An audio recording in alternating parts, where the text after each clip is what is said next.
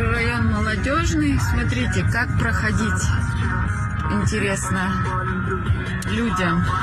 Смотрите, это вот так работают ливневки. Смотрите, бамперы валяются. Астана, микрорайон Молодежный. Как проходить людям интересно на пешеходах?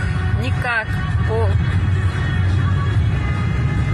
Куда смотрят наши чиновники?